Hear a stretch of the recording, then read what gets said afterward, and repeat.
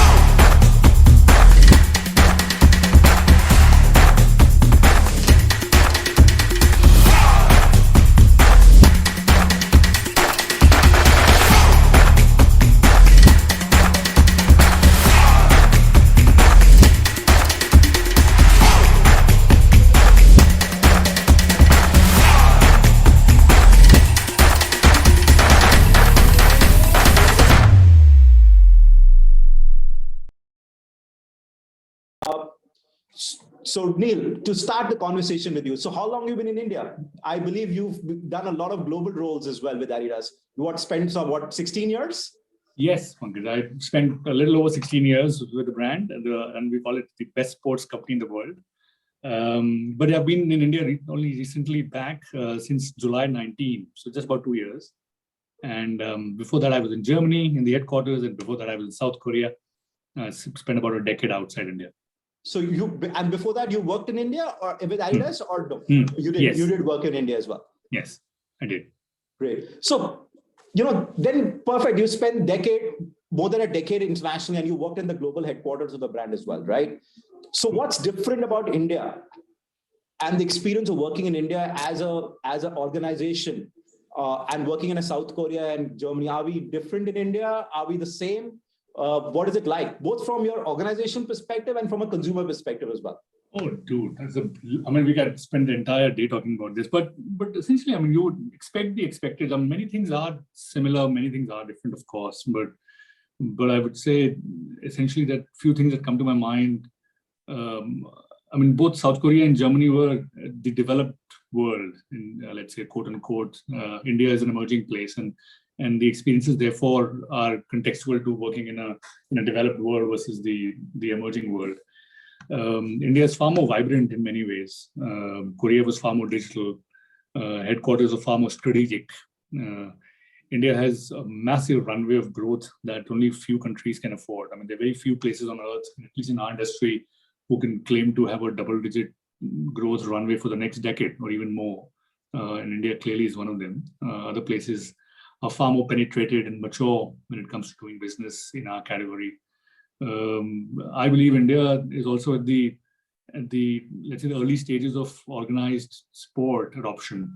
And India is getting increasingly more athletic and fitter, even statistically and behaviorally, as you observe consumers around you. So India continues to be one of those exciting places where there's massive runway, and it's relatively smaller. A lot of times we get compared to China or other parts of the world. It's, of course, there's no comparison when it comes to the scale of China, but we're very complex. We're sometimes more complex than other parts of the world. So that's the other interesting part of being back in India, that it's a high growth and a complex marketplace to manage. And one thing which is quite telling, Pankaj, is that, when I left India, let's say 10 years ago, or somewhere in 2010, India was predominantly a stores market. And you might remember those days that the only way to do business was to do physical business. And companies like ours or branded organizations would either do mono-branded retail or four-wall retail or sell through organized retail in whatever fashion it was available. When I come back to India 10 years later, India is far more digital. And it's not only a stores business, and which is unbelievable. And therefore, brands like us continue to have a let's say a portfolio of channels to reach the consumer. Doing stores is just one part of the business, and the other organized discussion or distribution is the online distribution. So there's a fair amount of difference, even in the channel landscape. Let's say from a decade ago when I was here. Neil, when I talk to retailers and particularly even global brands, and we look at the maximum success, is sportswear brand is one of the main categories we've seen success come in for international brands. But if you look at more lifestyle fashion brands in India, they have not had really a big success story, except maybe a few, like maybe I could say a Tommy Hilfiger would be an exception, a bestseller group brands would be an exception. But if you see, a lot of the local brands are far more, I would say, successful. So look at the West Sides, the Fab Indias, who penetrated deep in the market, have become big. I'd say look at the sportswear brands like yourselves, who really penetrated deep in the market and probably are always the first recall of any youngster or even anybody who's in any form, whether it's not even fitness, but somebody wants a good comfortable pair of shoes as well. He will start thinking about a brand like yours, right? Why is it that the India story is so strongly established for sportswear brands like yours and is not got established for fashion? Is it because there was an absence of quality brands in the space which you operate in? Or is it that people appreciate you bringing something very unique to the market, which is very different than Indian brands are not able to provide? Very interesting. Great question. I think, and I might just give you a variety of angles on the answer. I think one of the things for us has been that we've been playing long in India, let's put it this way. So we established a fully owned subsidiary in the late 90s, and that matters. So it's not surprising that we are market leaders and have the largest share of the mind share in the country, because we've been here for long, and therefore we understand the consumer stronger than many other brands. I think that's one big reason. We've also been able to adapt to the Indian taste. So we also manufacture in India for many years. That's a superpower, and therefore we don't only bring international ranges to India, but also manufacture in India to cater to Indian sizing, Indian taste, and Indian price points. So sorry to ask you here, when you say you manufacture in India, you manufacture the same exact product, or is this product specifically developed for Indian market? Both. In certain cases, it's a global design, but manufactured in India, which kind of makes sense because we have factories. And in certain cases, it's a unique product made in India for India. And therefore, what we bring to the Indian consumer is a wide selection of global products, global product made in India, global product made globally, global product made in India, and Indian product for Indian tastes. So, which also therefore makes me believe that we've been able to understand the Indian consumer stronger than many other players, because India cannot be understood in 5 years. India, it takes long to be around, and the tastes, it's so dynamic that it keeps changing as well after every few years. So I guess just staying on the pitch, proverbial staying on the pitch and batting long has helped to understand India stronger. So no, I think that's one way of answering the question. The other thing is to what you said. I think it is a unique category. There's not too many players. I mean, it's essentially a 2-horse race at the top in the sporting goods industry, and hence brands matter here, because credibility is. We also in the business of innovating the sports space. We also in the business of, let's say, creating products of desire in the sports area, and therefore we ourselves drive the market bigger and bigger, which makes me believe that in this category, only a brand with credibility will survive because that's where your first recall is. They're all technical products. Even a T-shirt is technical. And the other way to look, and the third way to look at this is that these are a footwear dominant business is difficult to replicate, especially in the footwear in the sports area. So other brands, you just named them, essentially are in the apparel world, and apparel is a far more difficult fought game than footwear is in that sense. And there's far more competition. There's far more obsolescence in fashion. And hence you're competing with both local and global brands if you're a global brand in the apparel space. And tastes change pretty fast. The footwear business, on the contrary, I guess it's difficult. It has far more entry barriers in many ways, and the brand becomes the moat, the competitive moat. It's very difficult for anybody to create shoes, technical shoes, sport shoes, which consumers would want in a few years. So I guess if you look at it from different angles, I believe that if you're an global apparel brand, you'll have a tough job penetrating India. But if you're not differentiated very strongly through a very strong brand on the back, it will be even more difficult. Sports is a narrow category. We're a stronger brand. We are the best sports brand in the world, and that helps us continuously do better. I also, this is maybe a very pertinent question, and I would leave it to you how you want to answer it. Mm-hmm. I find a little bit challenge when I've interacted with a lot of international brands, pitched them for business in India, getting them to India as well, and I worked with a few very closely. The biggest challenge which I found is that the Indian management to convince the international principals, what I call, maybe business owners, professionals working in those organizations, to convince them to adapt to India market is the biggest challenge Indian managers have. Right? I know you guys have a long innings in India since you've been here in the late 90s, you set up a subsidiary. But I'm sure it's an everyday continuous discussion which you would be having with your principals or your teams would be having with principals. How easy is for them to accept that India is a very different country from a European market, or you mentioned a South Korean market or an American market for that matter? Do they understand that India is a very complex country? Yeah, I think, and I don't think that's a secret. I guess everybody any business that's mature and has ambition to grow in India would know that India and China, or a large part of the emerging world, is complex, clearly. So I don't think we have that challenge, and that shows in our commitment of being here for a long time and having set up factories to manufacture product.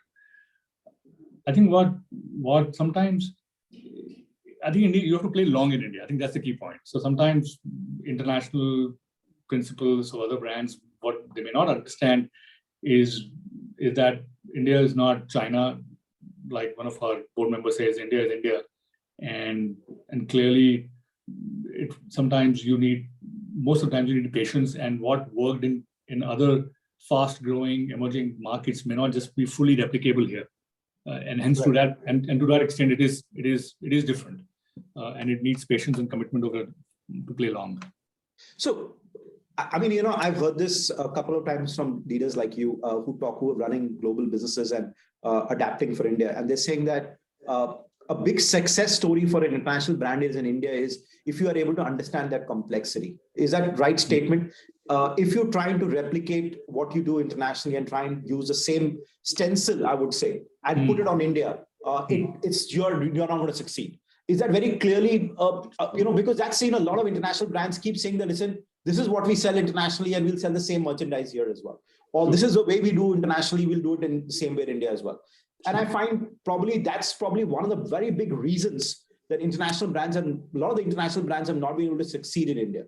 Oh, 100%. I think it's more true in India than many other places. That I think a large part of India is as global as any place in the world. And this is the India that you and I live in, clearly, in big cities.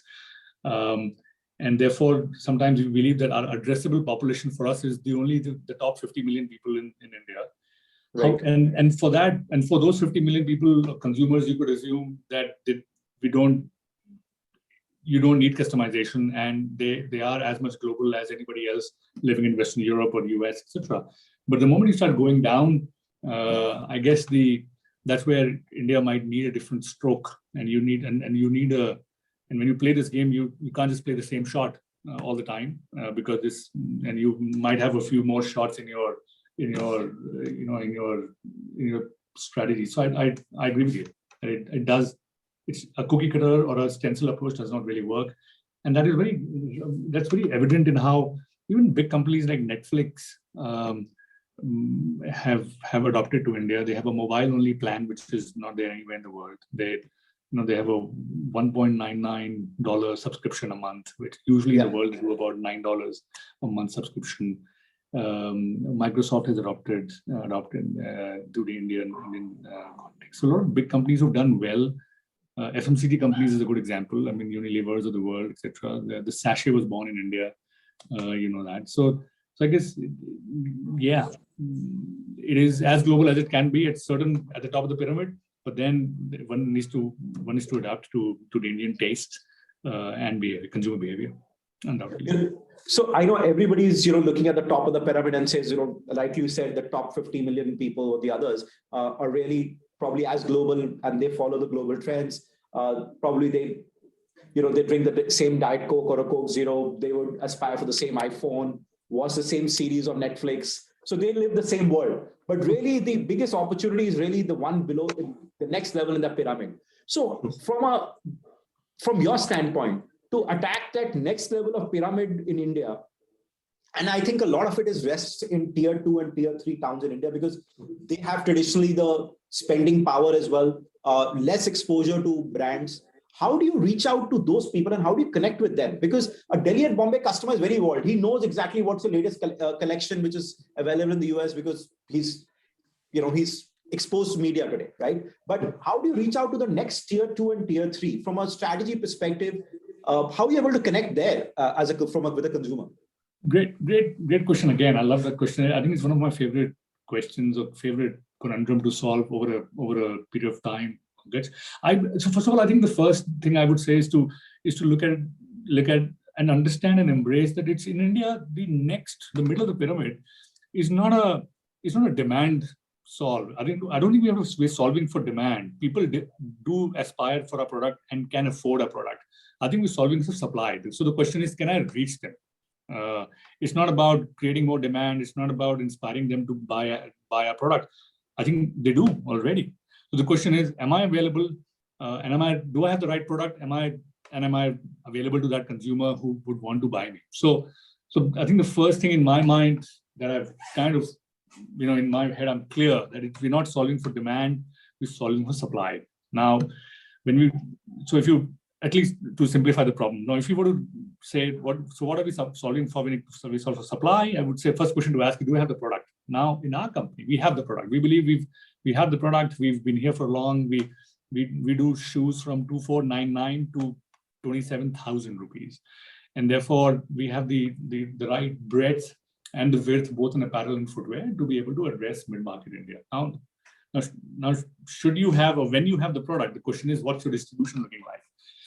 Now, 10 years ago, it was a capex heavy model where if you want to go to a tier 2 town, you will have to open a store there. And therefore, if you want to go to Nasik or Bokaro, there was no option but to open a store. And for that, you would need capex. You would need essentially either do it yourself, which was not allowed many years ago. Own retail, FDI wasn't allowed, or you do through a franchise partnership. 10 years hence now, of course, mono-branded retail is clearly an option and physical distribution option, but .com are partnering with, let's say, e-commerce companies like Amazon, Myntra, Flipkart, Ajio is the other option. So I tend to believe that in today's world, the 2020, the consumer and the distribution landscape in 2021 is very amenable to crack the mid-market India. Because if you have the right product, reaching the consumer through .com companies is relatively easier. And on the consumer side, the adoption of digital shopping for tier 2 India. So there are a bunch of statistics around 700 million internet users, 300 million internet shoppers, the cheapest internet speed in the world. And therefore, the barriers to shop online are decreasing from a consumer perspective. So e-commerce helps us. The consumers' shopping habits are improving, and the barriers to shopping online are slashing, are diminishing. And e-com is, I think, creating relatively easier ways to reach and penetrate mid-market India. So in today's world, I'm summarizing now that if you're a big brand, if you have the right product, the consumer is ready, distribution is ready, and then if therefore one has to figure out what's the right mix of product and the distribution to reach that consumer. Notwithstanding that at any given point of time, there's a very distinct role of mono-branded physical retail and a very distinct role of .com. One cannot do without the other. And hence one has to continuously, let's say, work towards creating an ecosystem of all these channels that speak to each other, because I don't think we live in a world where physical store is physical store and .com is .com. I think the world's interlocked with each other as the consumer does. So that's what my view is, that India's ready, and if you have good product, the customer will come. So you're saying that the most of the part of the country, which is, I would say, a large part which resides in tier 2 or 3, particularly, is ready for brands like yourselves, or are ready to upgrade themselves from your typical standard products which they've been buying and used to buying and upgrading to better quality today, as long as you're able to reach it out to them in the right and proper manner. 100%. So, but tell me, e-commerce is definitely made the life of brands and from a consumer as well, that it's been able to come get everything to their doorstep and available at a click of a button, which is, 24 hours, 48 hours, or depending on the city where you are, fast delivery as well. But when you're entering a new market, the physical experience of a customer, to give him that first time, particularly because a lot of time you're graduating the customer, because the customer is trying to evolve, you have to give him the first feel-hand experience of the product. How are you able to do with your marketing to do that? Because sometimes in some locations, they may be, you may be able to reach out from e-commerce perspective, but it may not be, I would say, practical financial business sense to put up a store, because the market may not be that large. How are you able to deliver that experience to them, or able to reach out to that city's customer? Interesting. So stores is, as I said, we if you look at, so first thing first, clearly we drive higher penetration when we sell online. There's no discussion, either through our own .com or even with partners like Amazon, Flipkart, Myntra, Ajio, Tata Click, Nykaa. And in the trajectory, or I'll say in the maturity of channels, or the role of channels, if you were to look at it, before we graduate to a mono-branded store environment, there are many other distribution, let's say, points of sales where we sell anyhow. So we sell through department stores, and sometimes they come in handy before we establish our own retail setup. We also have mom and pop distribution, which is still not, let's say, it's maturing or declining in certain parts of the country, but it still serves as a great entry point to a new city or to a new geography where a physical product is brought to the consumer through mom and pop distribution. So I think, like we would look at the consumer, let's say, base of the pyramid, I would also like to propose that even channels is almost like a pyramid, where at some point of time at the top of the pyramid is your own .com, the brand .com business, or the mono-branded business. But as you go down the pyramid, there are multiple other options in department stores, mom and pop retail, .com, which essentially bring the product to the consumer in a tier 2 town. And that's what we do. So just to, I think our mom and pop store presence could be just 3 to 4 times that of the number of stores that we have. So we're very well penetrated across the country. You talked about you retail through departmental stores, you retail through online, you do through your mono-brand stores, you do for multi-brand stores as well. Buying a product, particularly some of the premium part of your range, which is a lifestyle product, which is obviously got a technology quotient to it as well, superior performance, various things to that. Mm-hmm. How are you able to deliver the experience because a salesperson is ultimately the one who's delivering, right? Or who's the first interaction for the customer there, right? I know it's a great product. I like it when but the first point of contact is the salesperson on the floor, right? How are you able to deliver experience there and educate him that what goes into that 10,000 rupees or a 12,000 rupees shoe? Is there a mechanics or a sales workshops, or how is it done? Because I think a lot of the retailing in India is all about the touch point, the final touch point on the ground, right? How do you ensure that the multi-brand store guy who's sitting in a Nagpur is able to, convince the customer that he's paying 10,000 rupees for a shoe, or maybe even 5,000 or whatever price point he may be paying? There is something behind that shoe for that. How is that done? So interesting, because I think it's a problem all big brands and retailers are trying to solve, and it will always be a problem because ultimately the experience and the quality of the footwear, the quality of the product, and the quality of service need to go hand in hand. If either one is broken, it doesn't really work out from a consumer's perspective. So a couple of ways to answer that, Pankaj. I think first of all, I guess purely from a ranging perspective, we tend to range our high-priced product only in a mono-branded environment, or more in mono-branded environment where we can control the variables, the staff, training, environment, sensory experience inside the four-wall retail. So you will always see that if it's a 15,000 rupee shoe, there's a high likelihood of finding it only in a four-wall environment, because we believe that is where we are able to control all the variables to provide a higher consumer, to elevate the experience. Having said that, and therefore there's a fair amount of science and art on which product sells in what channel. Let's put it this way. And as you can guess, behind, of course, and when it comes to the mono-branded environment or even a multi-branded environment, there's a massive, let's say, effort on training our staff. We have an internal team called Sales Academy, whose primary objective is to elevate customer service by ensuring that both service and product training is delivered to everybody who sells or helps in selling our product. And that's a 24 hours our responsibility, I would say, because at any given point of time we are selling somewhere in the country. Yeah. But one pertinent question, and I feel that a lot of India is a lot about show or what is visible to them. And a lot of them do not go by what's behind or what's any product. I'm saying whether it's a car, whether it's a phone, whether the other, that it looks good. India is all about looking good. The product looks good, feels good, right? So has the Indian consumer evolved from look that अच्छा दिखता है तो ये अच्छा होगा, और या इसकी price ठीक है तो ये ठीक होगा, or have they moved to actually saying appreciating what's the quality of the product? Has India moved on from that mindset? Yeah, I mean, yes and no. So of course, I mean, for all of us, अगर अच्छा दिखता है तो अच्छा ही होगा, right? I mean, that happens to all of us, right? So I think that's human tendency.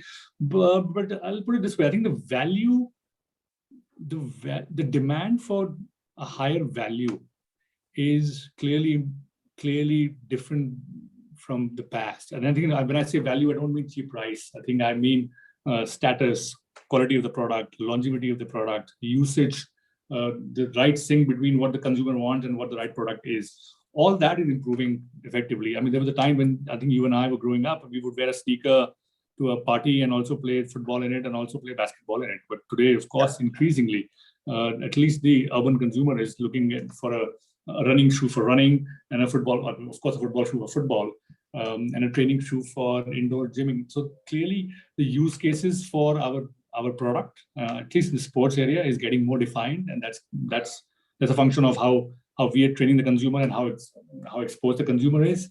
And as you go, let's say, to down the price bracket, the demand for consumer, the demand for value in whatever price point the consumer is dealing with is also an all-time high, no doubt. But अच्छा तो दिखना ही पड़ेगा. There's no discussion.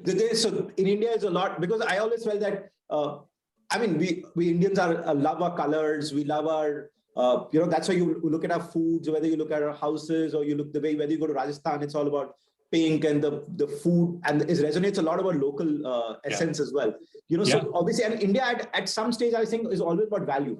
and any price, you may be at any level of the society. Yes. Everybody is trying to drive some value. He's saying, listen, for me, value is most important. It's not price, but it's value. Do you think that's the key thing, messaging for an international brand which is coming to play in India, that they need to appreciate not about price, but value? Because I think a lot of companies tend to make it fungible, that they think value is a function of price. Is that right statement to make, that it's about value is very different from what price is? I fully agree. I think exactly like I said, I think value is getting redefined every time, and especially after COVID in many ways. And when you have limited dollars to spend, you would rather want to spend, or limited rupees to spend, you would spend it at something that gives you the highest value. And price is not value. I fully agree with you. And hence I said, here, this is where, innovation, brand, of course, the looks and the appeal of the product, status, all of that comes in handy in all of these cases. But value is a much complex topic today than just being about price. So let's talk about a little bit about your organization. So how many employees in India Adidas has today? Adidas have, I think, which is your direct employees, which is your employed under your parent company? Yeah, 400-ish.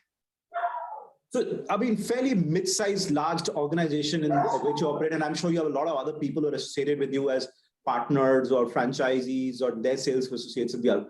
So, to run a large company like this in India, Neil, 400 people, how do you make it work in terms of, you are probably you are the number one brand, in my opinion, as in the sportswear segment, which comes into, I don't know about numbers, but I'm just saying more in terms of recall. How do you keep people motivated every day to achieve more and more and more? You're leading it from the front, because ultimately they say, as I think it's always boils down to the top guy. He gets the brickbats at times as well. So what takes it every day to keep people motivated, these 400 people motivated? Yeah, I think that's a great question. And I guess all of us, are practicing the art of leadership, and therefore, I think we'll never be done. But I would just say two things. So, first of all, I think leadership is a contact sport. So, and you can't play solo in this. So the more you are in connection emotionally and physically with the people around, the better it is. So I guess working and feeling like a team is important to keeping everybody motivated. It is a team sport, and therefore everybody needs to know their position. Everybody needs to know when do they pass the ball, when do they need to score the goal. It's not that everybody will get to score the goal. It's as much important to defend as it is to score. And I guess I'm using a sports analogy to explain that we all understand it's a team sport, and only as a team can we win. That's point number one. And therefore, one should be motivated to play their role in making the team successful. And the other way to answer this is that increasingly, I think we all in Adidas lead with purpose. Our core belief is that through sport we have the power to change lives, and at the heart of it, I guess that's what gets us to work every day. We strongly believe that every product we sell, every interaction we have with the consumer, every time we are connecting, engaging, or inspiring a consumer, we're changing lives. And I guess continuously reminding ourselves that we're not just in the business of selling shoes and t-shirts. We're in the business of making this planet a better place. We believe that through sport we have the power to change lives, and that it's a team sport, and only as a team we can win. I guess the combination of all of this, when orchestrated well, I guess very, very potent. And it ceases to be transactional, ceases to be just profit-led, and hence continuously working towards a purpose and makes us all tick. Make sense? Yeah, absolutely makes sense. So then it comes to me to make it a little more personal, individualistic to you. Neil, so you achieved a lot. You're today the MD of a very large international brand. You've worked in international markets. What motivates you in the morning to get up in the morning and go to work? Or do you have days like a lot of us and say, "Yaar, aaj man nahi hai kaam karne ka." And let me just put up my feet and sit and relax and read a book today. So what motivates you every day to get up and go and achieve more as an individual? Great question. I think, first of all, the core purpose. I think the belief that we have the power to change through sport, we have the power to change lives. I think it's incredible. I also believe that we like an athlete, we've never done, Pankaj. So the ability, the feeling that we're not perfect yet, and we are in the process of getting better, is a very powerful feeling, and that motivates me a lot. And finally, I would say the humility to learn, to try, and to continue to make progress is very, very important for me, and that keeps me going. And needless to say that I'm living a dream for the last 16 years, working for a brand like this and in a category like this. It's just amazing. So that itself is a great motivator. So, Neil, what do you do when you're not working? What else do you do apart from work? I presume you play a sport, right? I presume are you a complete sports guy? Yeah, no, well, yes and no. I'm not mad about, let's say, sometimes I tend to be insular about sport, but of course I watch what everybody watches, which is cricket and tennis and football. But from a let's say participating perspective, I've been consistently over the many years playing badminton. I think I'm reasonably good. So I play every day here now that it's lockdown. So I'm going to go down and play after this catch up. And I do occasionally run. So when I'm not, let's say I'm right now recovering with my left knee, but when I'm good, I'll start running again. So between running and badminton, that's what I end up doing. Otherwise, what's apart from work, what do you engage in? Yeah, so interesting. So a lot of family. So we come back after 10 years. So a lot of family happens when I'm not working. So I have 2 beautiful daughters at home. So I spend a lot of time with the kids and the family during the weekend. I'm also a very passionate photographer, Pankaj. I get my inspiration sometimes with only street photography. I don't do landscapes. I don't do anything else. But whenever I can, I just venture out with my Leica in the streets. So and I love that. And I feel whenever I come back after having spent some time on the street and clicking pictures of people in motion, I'm back in my mojo. So do you pick up? I'm sure when you're walking these streets, are you able to pick up some things which help you get back at work and relate to some interesting things which you pick up on the street and you pick up and do it at work? Yeah, no, I think, okay, I can't, I don't know actually, but I think one thing is clear that I think in work, you need both the left brain and the right brain. Sometimes there's a lot of left brain activity at work, logic, numbers, etc. And to balance that with the right brain, with creativity, with something that you personally like, I think creates the right balance, I believe, which helps us to be creative at work. So I would answer this by saying that pursuing a side hustle or a side hobby and being passionate about it actually makes one better at work, for sure. I can guarantee it. Great. Thank you so much, Neil. It's really been a pleasure to talk to you. Pleasure. The last when we interacted was at business school. So obviously those days are very different. And today, when we talk about your experiences, particularly when you work, you got a rich experience of working in very different diverse markets like South Korea, India, and Germany. And I'm sure Adidas has a lot of good days ahead. Thank you so much. And I would really thank our sponsors as well, Green Honchos, as well as Mapping India for putting this together. Thanks. Really appreciate your time. Brilliant. Thank you so much for calling me to this catch up, and thank you once again. Oh, pleasure.